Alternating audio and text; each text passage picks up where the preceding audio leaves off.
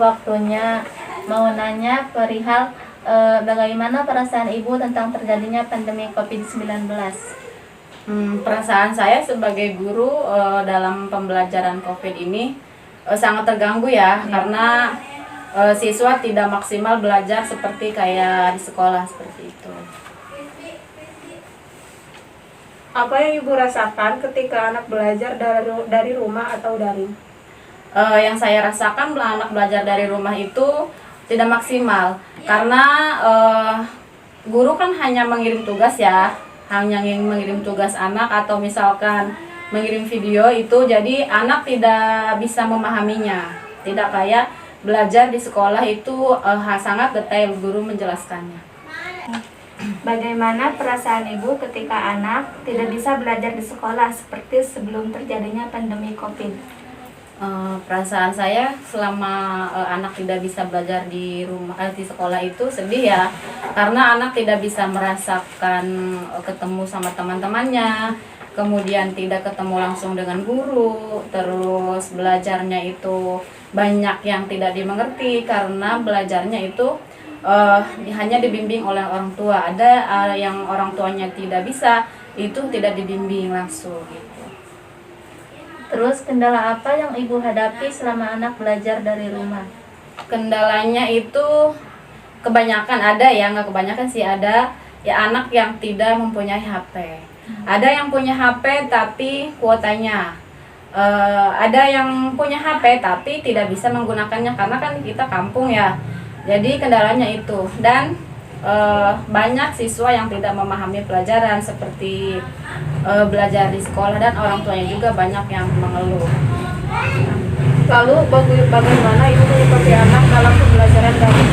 Menyikapi anak dalam pembelajaran daring itu, guru selalu menyemangati supaya anak itu walaupun belajar di rumah tetap semangat. Terus menyemangatinya juga dengan kita mengirimkan video pembelajaran supaya anak lebih memahaminya.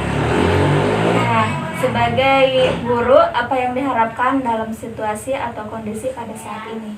Harapan saya dalam situasi ini semoga COVID segera hilang ya. Kemudian kita segera bisa masuk sekolah lagi seperti biasa, karena dengan kondisi seperti ini anak-anak itu tidak maksimal belajarnya. Baik Ibu, terima kasih atas waktunya. Sama-sama. Mohon maaf mengganggu waktunya. Di sini kita akan sedikit menanyakan tentang perihal keluhan orang tua terhadap pembelajaran anak. Nah, yang pertama, bagaimana perasaan Ibu tentang terjadinya pandemi COVID-19?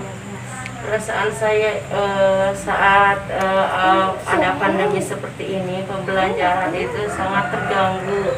Anak-anak nggak mau sekolah, apalagi katanya suruh namanya daring, ya. Kan kemungkinan orang tua itu banyak yang tidak mempunyai HP. Jadi banyak orang tua yang sangat mengeluh dengan keadaan belajar daring. Terus, apa yang Ibu rasakan ketika anak belajar di rumah? Perasaan saya ketika anak belajar di rumah, kadang anak itu ketika belajar di rumah, yang pertama dia suka marah-marah, yang kedua tidak seperti diajarkan sama gurunya di sekolah. Suruh nulis, dia banyak gangguan, pegel lah atau pingin nangis, pokoknya mah apa ya, banyak gangguannya. Kalau sekolah di rumah itu nggak seperti di sekolah. Kalau di sekolah mah kan sama teman-teman, dia asik gitu. Terus bagaimana perasaan Ibu ketika anak tidak bisa belajar di sekolah seperti sebelum terjadinya pandemi COVID? Perasaan saya, jujur saya sebagai guru ya, walaupun saya cuman guru PAUD, apalagi PAUD kan gimana sih menghadapi daring kan, sedangkan anak kecil itu semacam anak PAUD nggak tahu yang namanya daring itu seperti apa gitu kan. Jangankan PAUD, bahkan anak yang sekolah SD aja SMP bahkan SMA yang sekolah daring itu sebenarnya dia pada enggak mau, yang ada dia hanya bermain bukan sekolah. Kendala apa yang Ibu hadapi selama anak belajar dari rumah? Kendalanya bagi saya punten pisan kepada pemerintah, saya mohon tolong untuk pandemi mudah-mudahan segera berakhir. Kendala saya itu banyak banget, apalagi di saat misalnya pandemi seperti ini. Kendalanya apa ya, misalnya kalau mau berangkat ke sekolah misalnya, kadang kan hari ini misalnya daring, besoknya luring, hari ini daring, dia kan jadi anak itu pusing gitu. Iya. Terus sebagai orang tua, apa yang diharapkan dalam situasi atau kondisi pada saat ini?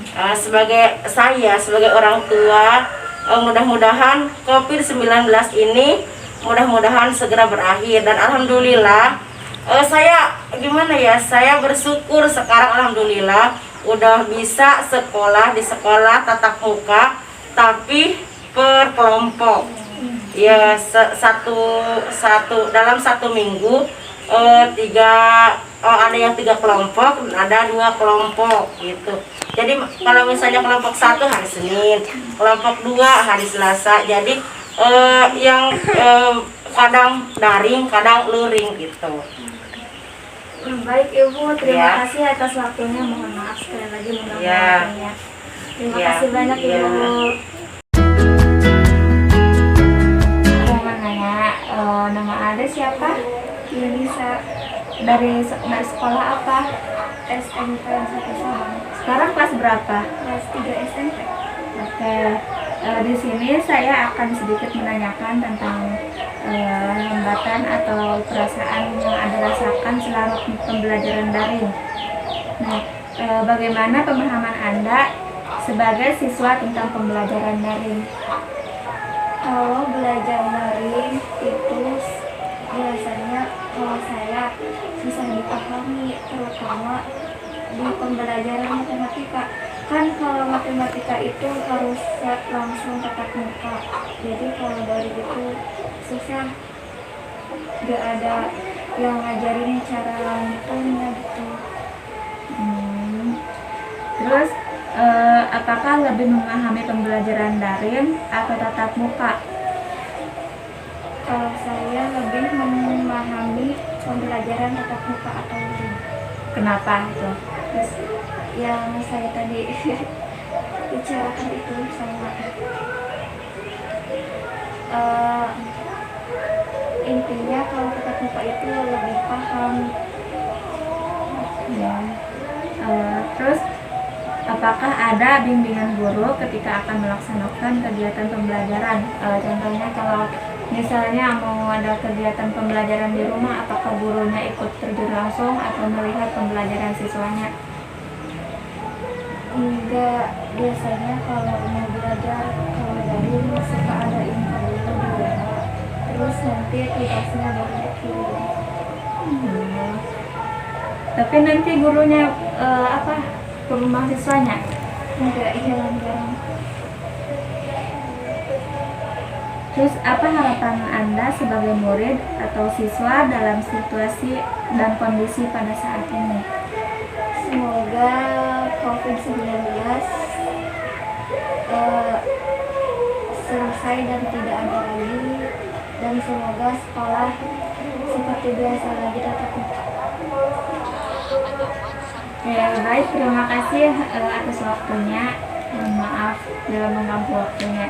Iya, tidak apa-apa.